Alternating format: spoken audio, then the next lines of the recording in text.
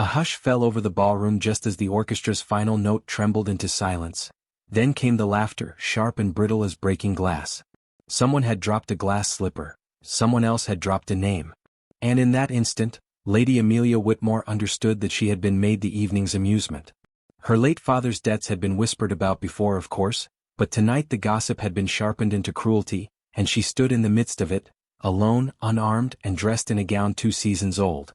The mirrored walls seemed to mock her reflection, throwing her image back again and again, a reminder that she did not belong among the shimmering ranks of England's most privileged hearts.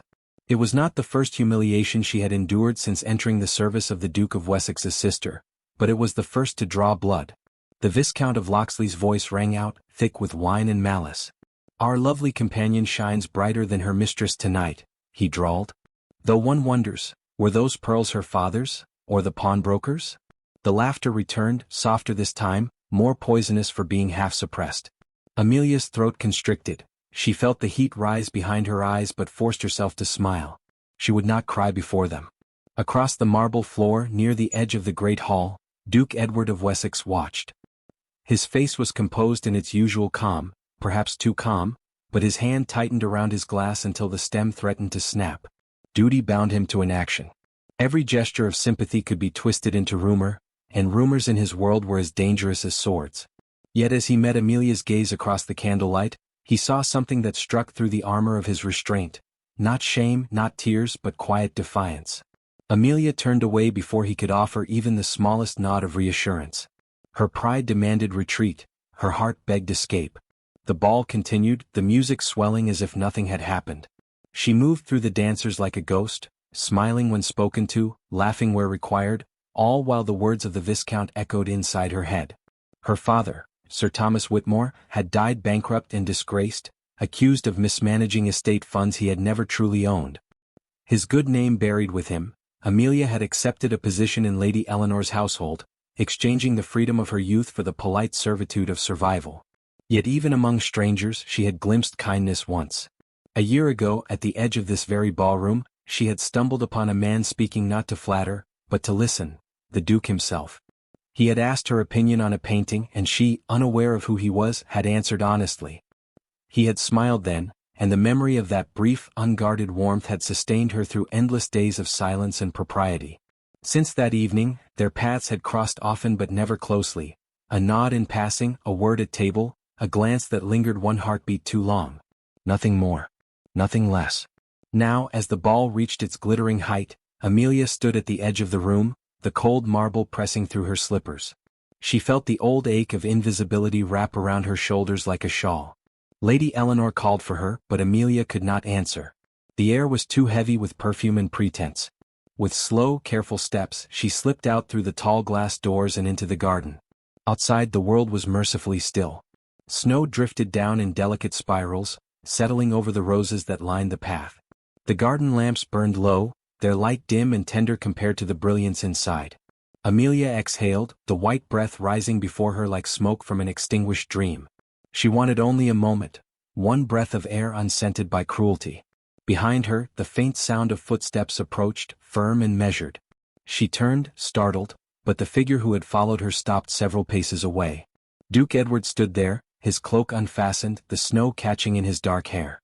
For a long moment neither spoke. The rules of society hovered between them like an invisible barrier, fragile but unbreakable. "I did not mean to intrude," Amelia said softly, her voice steady despite the tremor in her hands. "You did not," Edward replied, his tone quiet but certain. "It is the rest of them who intrude upon what is decent." She shook her head faintly. "You must not concern yourself, your grace. I am accustomed to the sport they make of me. That," he said stepping closer, "is what I cannot endure." The words seemed to escape him before he could measure them. A duke did not speak so plainly, not even to his equals, certainly not to a woman beneath his rank. Yet something in Amelia's composure, the calm with which she bore her disgrace, shattered his restraint. He had watched her for a year, through corridors and gardens, through quiet dinners and morning walks, and each time he told himself it was admiration, nothing more. Tonight he knew it was love. But love, in his world, was a forbidden luxury.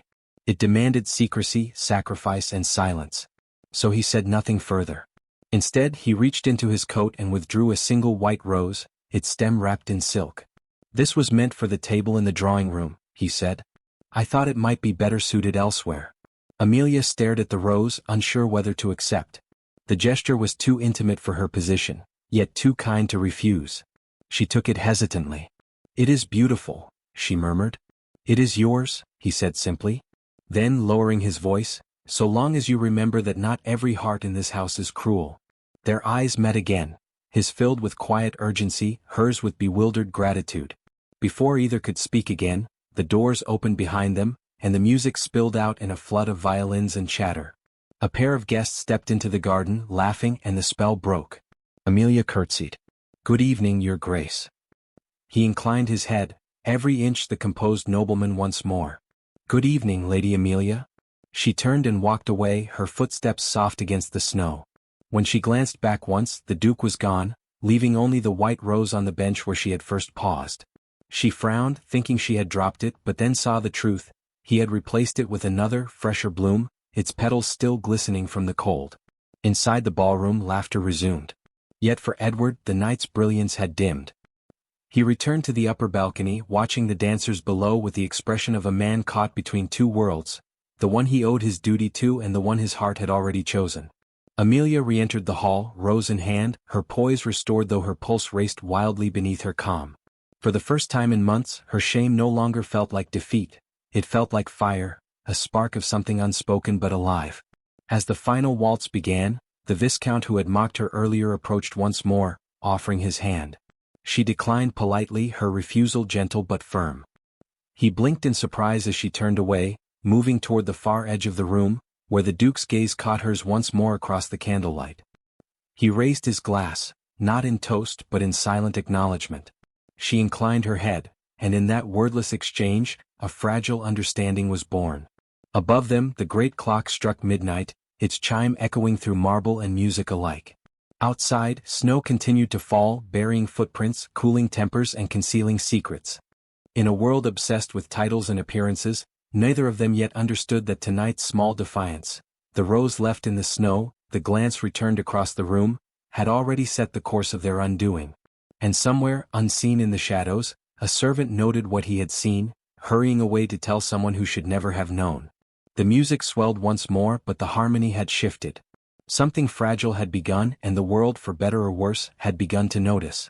A shriek of porcelain shattered the early morning stillness, echoing down the grand hallways of Wessex estate. Amelia Whitmore froze mid-step, her hand hovering over a silver teacup she had carried for the Duchess. A maid's frantic voice followed, "The Viscountess will be furious." "How could you?" But Amelia's mind was already elsewhere, the incident barely registering as more than a tremor beneath her focus.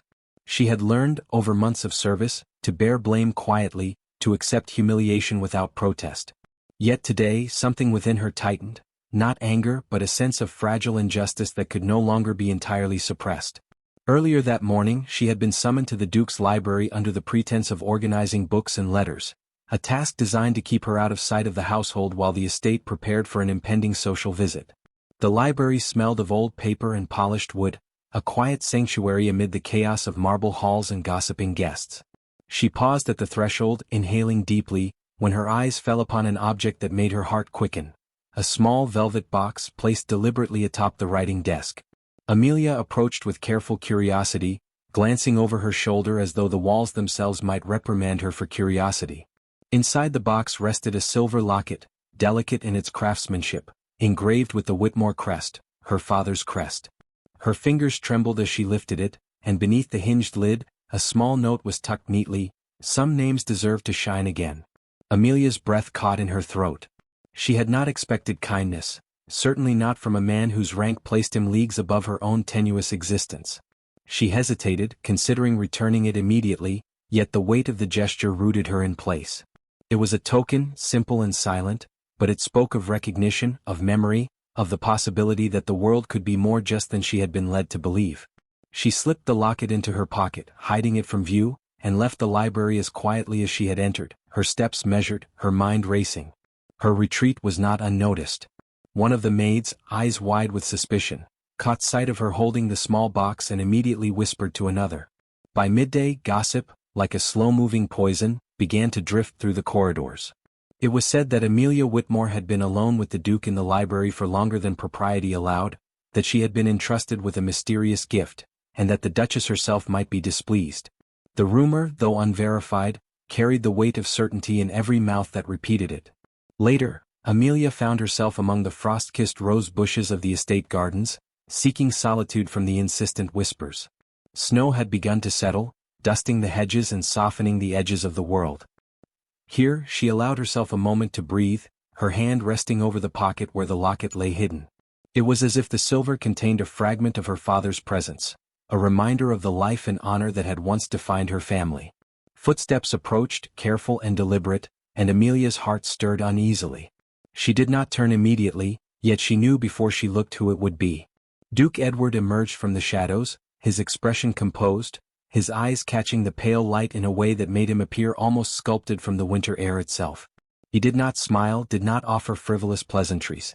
Instead, he regarded her with a kind of solemn attention that carried both reprimand and reassurance.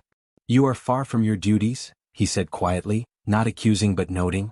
His tone carried a weight that seemed to bend the very air between them. Amelia, despite herself, straightened her posture. "I am precisely where I ought to be, Your Grace," she replied, voice steady, though her heart raced beneath her ribs.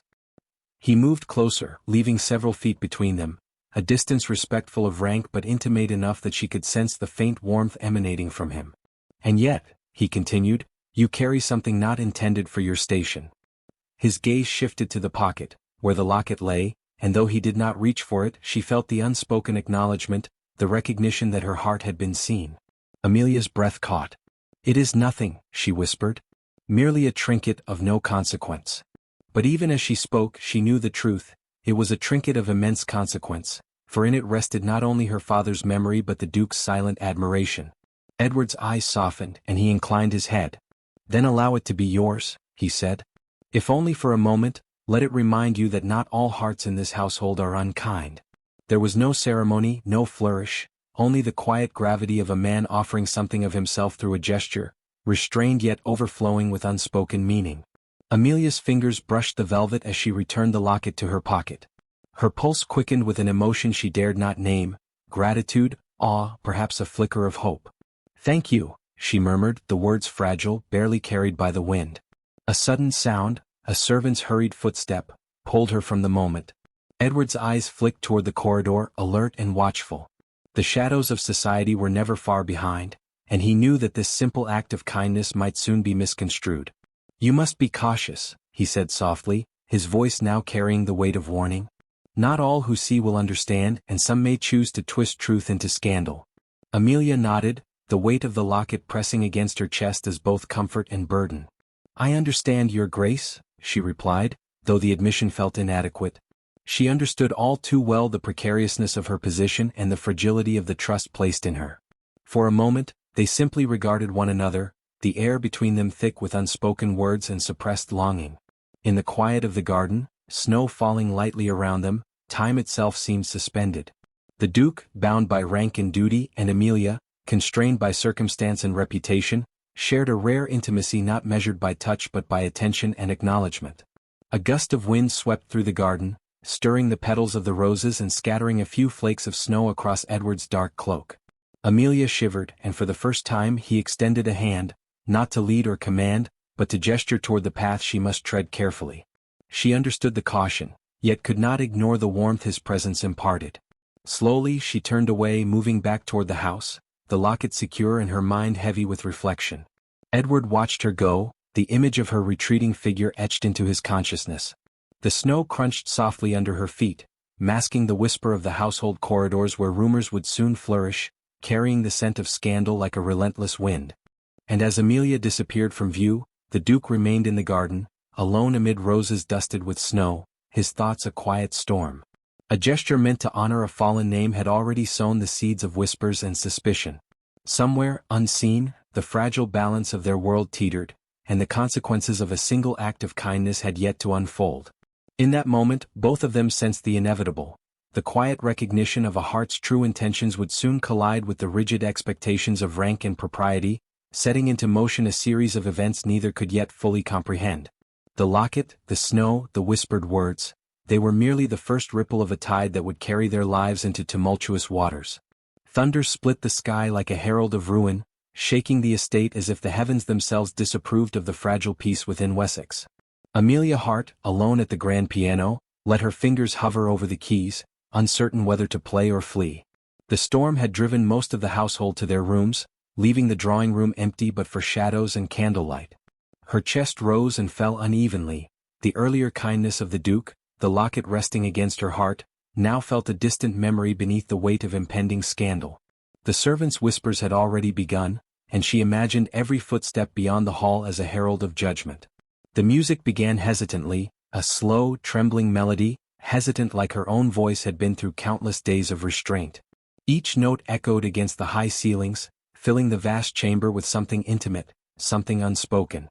She had always believed that music could carry the thoughts she could not say aloud, that the piano might speak the words the world refused to hear. As her fingers danced along the ivory keys, the storm outside seemed to harmonize, thunder punctuating the crescendos, rain rattling the tall windows like urgent applause.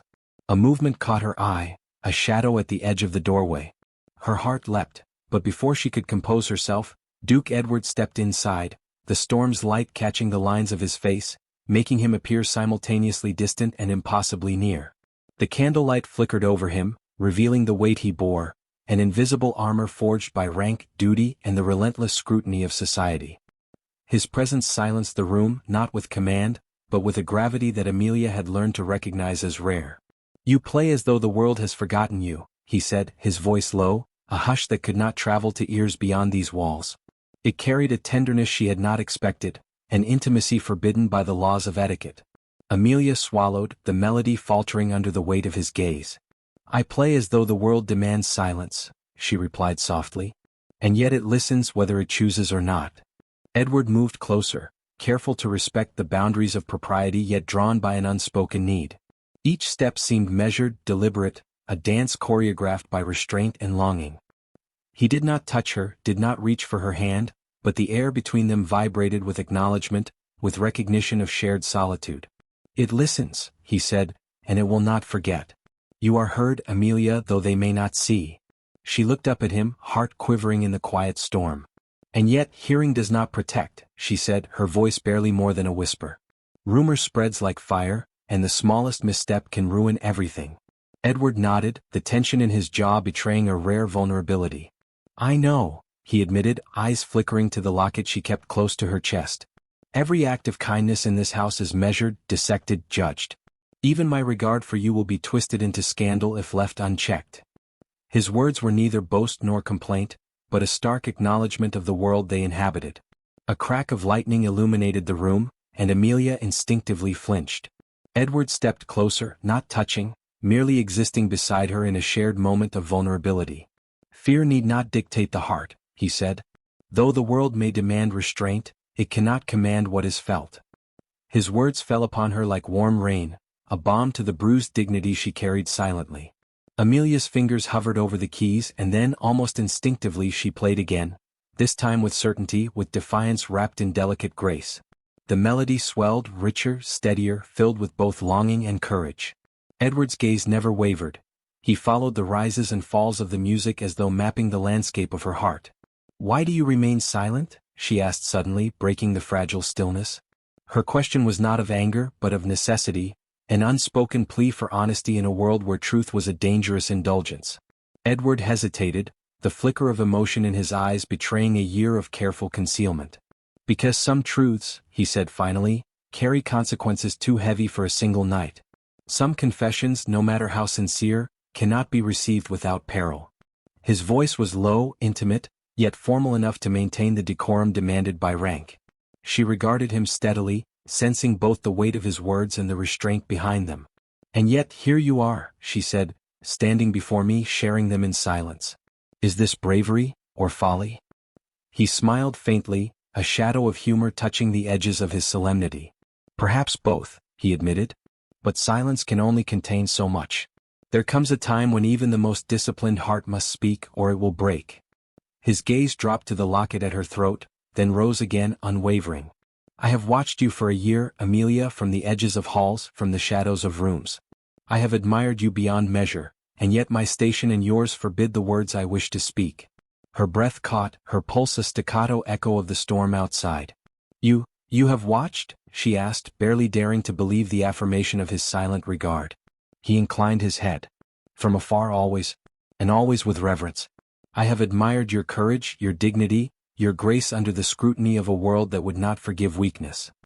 His voice softened, carrying a tenderness that had never been permitted beyond the private chambers of thought. "And tonight, I can no longer remain distant." The candlelight flickered, casting long shadows across the piano and the storm-lashed windows. Edward took a measured step closer, though still respecting every boundary society demanded. Amelia felt the weight of his presence, the gravity of the declaration unspoken yet unmistakable. Words were unnecessary. The distance between them, filled with intention, carried a resonance far deeper than speech. "Do not move," he whispered, his voice a thread of sound barely audible over the rain and thunder. "Just listen to my heart." The words landed with delicate force. Amelia felt the sincerity, the vulnerability, the silent admission of a year spent observing, protecting, and longing. Her own heart responded with a fragile, urgent beat, yet decorum demanded she remain still, poised, restrained. Still, in that shared silence, an understanding passed between them, one that neither title nor etiquette could annul. Lightning flashed again, illuminating the room in stark relief. Amelia clutched the locket against her chest, her breath shallow, and Edward stepped back just enough to maintain the boundaries their world required, leaving the intimacy unspoken yet fully felt.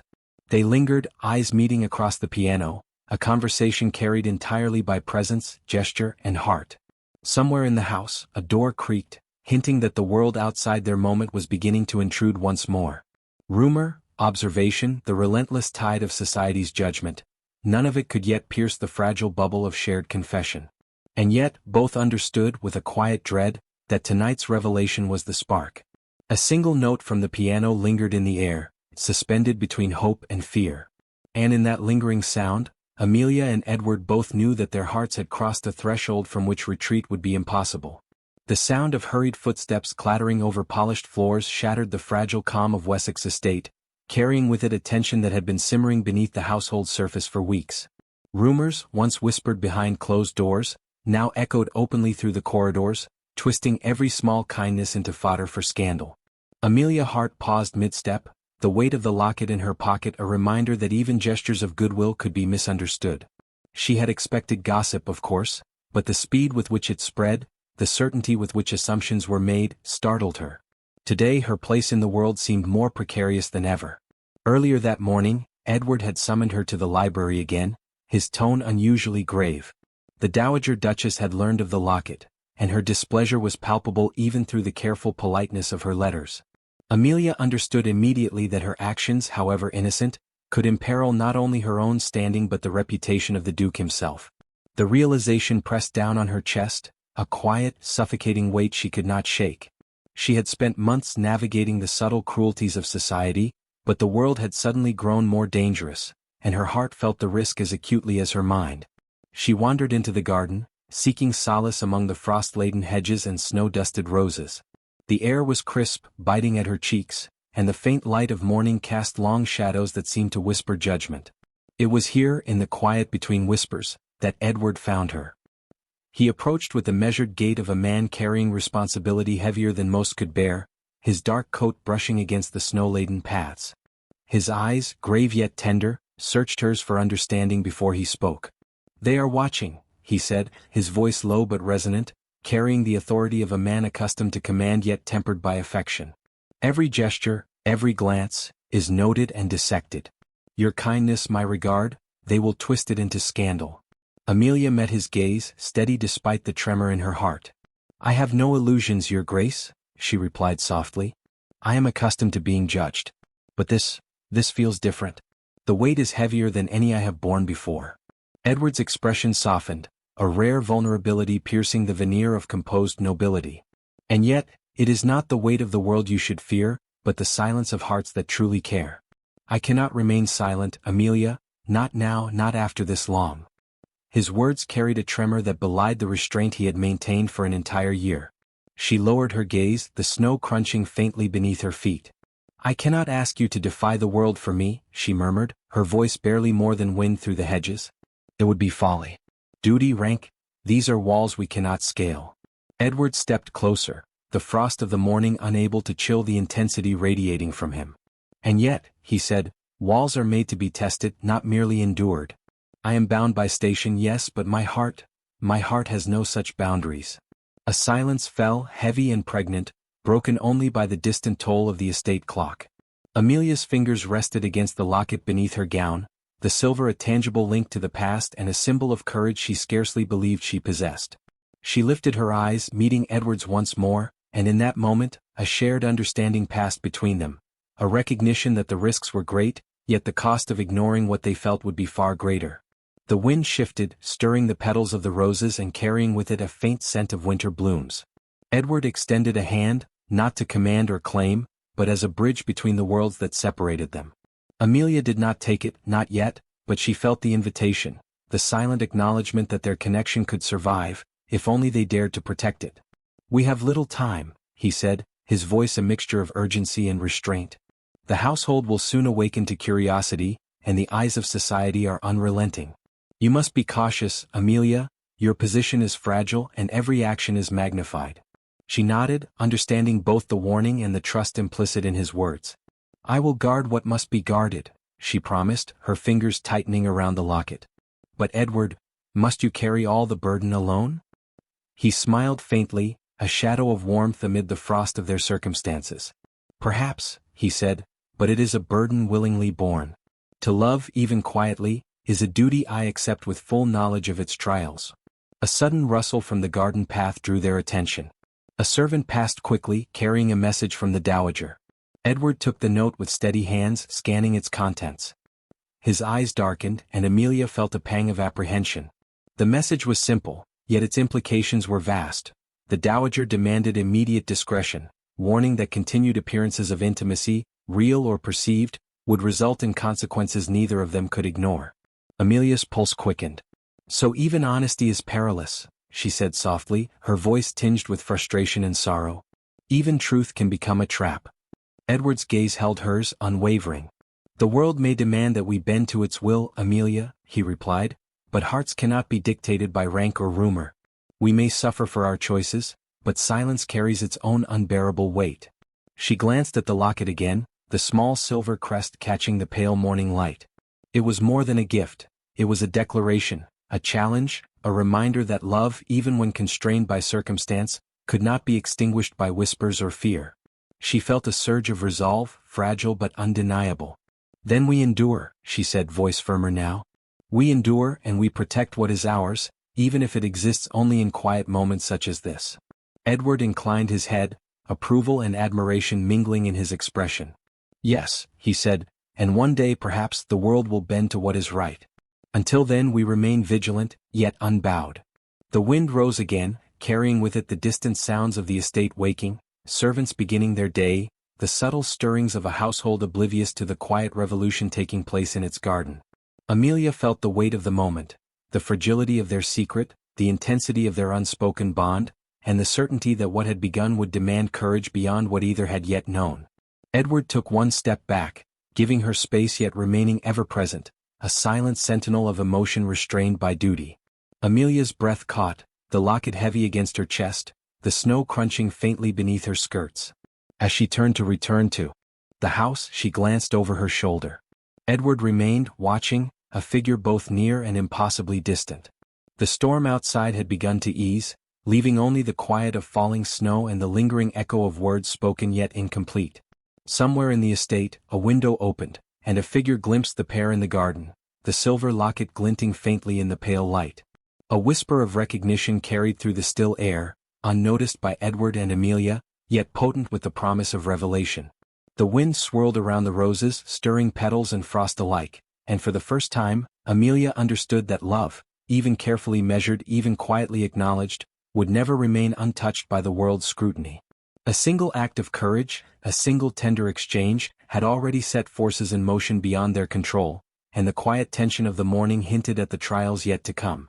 A carriage rolled into the estate courtyard with a sudden clatter, its wheels crunching over the gravel as if announcing the arrival of fate itself. Spring had come to Wessex, soft and vibrant, yet the chill of past winters lingered in the stone walls and polished corridors. Amelia Hart stepped down from the carriage, her skirts brushing the dew-kissed grass, and for a moment, paused to gather herself. The world had shifted while she was away. The rumors that had once shadowed her now seemed distant, replaced by the quiet acknowledgement of her own resilience and the subtle respect her presence demanded. She adjusted the silver locket at her throat, its familiar weight a reminder of the courage and care that had carried her through the harshest months. Inside the grand hall, preparations for a royal gathering had filled the rooms with servants and guests alike, the air thick with the scent of polished wood, fresh flowers and candle wax. Amelia's entrance caused a subtle stir. Her reputation had grown quietly, her poise and accomplishments whispered about in polite admiration rather than scorn. She felt the eyes upon her, assessing, measuring, yet no longer condemning. Still, her gaze sought one presence above all others, and it found him. Duke Edward, standing near the grand staircase, tall, composed, and yet unmistakably alive with a private anticipation that mirrored her own. He approached slowly, a figure both commanding and restrained, the weight of his rank evident yet softened by the expression on his face. When he reached her, he inclined his head with a formality that belied the warmth in his eyes. "Lady Amelia," he said, his voice steady yet carrying a tremor only she could perceive. "It seems the seasons have been kinder than we expected." Amelia's lips curved into a soft, grateful smile. "And you, your grace, have not changed," she replied, her voice carrying a calm confidence that had been forged through trials both public and private. Still as vigilant, still as attentive. The faintest blush touched her cheeks, and Edward's gaze softened, as though the years of restraint and distance had at last found acknowledgment. For a long moment, they stood together amid the gentle hum of the gathering crowd, a world of etiquette and expectation swirling around them while they existed in a quiet orbit of shared understanding. The orchestra began to play, a gentle waltz that filled the hall with motion and music, yet they remained still, recognizing the significance of this reunion. Each step, each gesture, was loaded with unspoken meaning, years of patience and careful observation culminating in a moment of recognition both public and private. Edward extended his hand, not in command but in invitation, and Amelia placed her gloved fingers lightly within his.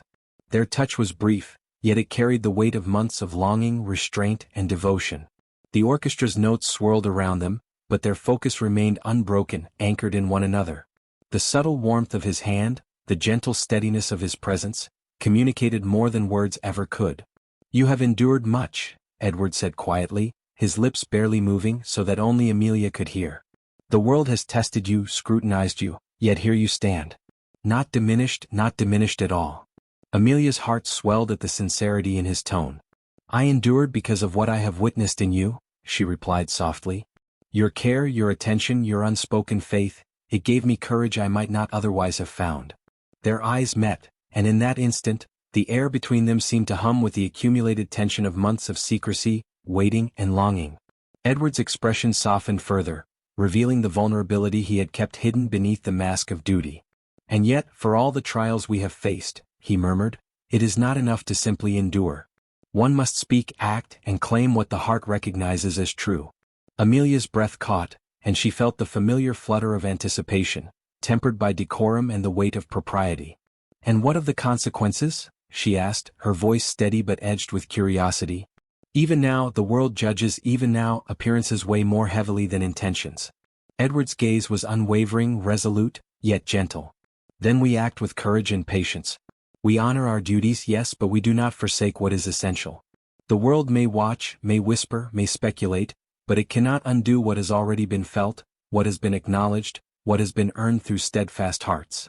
The orchestra swelled, the waltz lifting them into motion. They moved with the grace of trained dancers, each step measured, each turn deliberate, yet beneath the exterior of perfection lay a current of exhilaration and relief. For the first time, Amelia felt not the weight of scrutiny, not the burden of expectation, but the buoyancy of recognition, of shared joy, of a love that had survived the harshest winters. As they glided across the hall, Edward leaned closer, his words carried softly against her ear. "For 1 year I have listened to the silence, watched from shadows, and admired your every act of courage. Now, I hear your heart, and I wish it to hear mine." Amelia felt the warmth of his sincerity, the gravity of his devotion, and a quiet wonder filled her chest. "Then let it be heard," she whispered, "for all that it may bear." The guests, oblivious to the intimacy shared within the glance and the tilt of a head, continued their social dance, while Edward and Amelia moved through the hall as though in their own private orbit. The snow-white locket at her throat glinted faintly in the candlelight, a symbol of continuity, courage, and the bond that had been forged in whispered moments, in fleeting glances, and in the quiet acknowledgement of each other's hearts. Yet even as they shared this triumph of recognition, a faint sound caught Amelia's attention, a subtle shift at the far end of the hall, the shadow of movement that hinted not at applause or admiration, but at observation. Her heart fluttered, a reminder that the world beyond their waltz remained watchful, cautious, and capable of turning triumph into trial. Edward's gaze followed hers, his hand tightening ever so slightly around hers, not to restrain but to fortify. "Whatever comes," he said softly, "we face it together. Our hearts have crossed the threshold of silence, and no rumor, no title, no expectation can undo that." Amelia nodded, drawing a deep, steadying breath, feeling both the exhilaration of acknowledgement and the shadow of uncertainty that still lingered. "Together," she repeated. The word both a vow and a promise. The waltz carried them forward, the chandeliers above casting prisms of light across their path, illuminating not only their movement but the quiet certainty that love, once acknowledged, demanded courage and care. Each step reinforced the fragile yet unbreakable bond that had endured months of observation, restraint, and whispered longing. And as the final notes of the orchestra rose and fell, the soft murmur of the estate resumed around them. Edward and Amelia paused in the center of the hall, the locket glinting faintly, their eyes meeting in mutual understanding.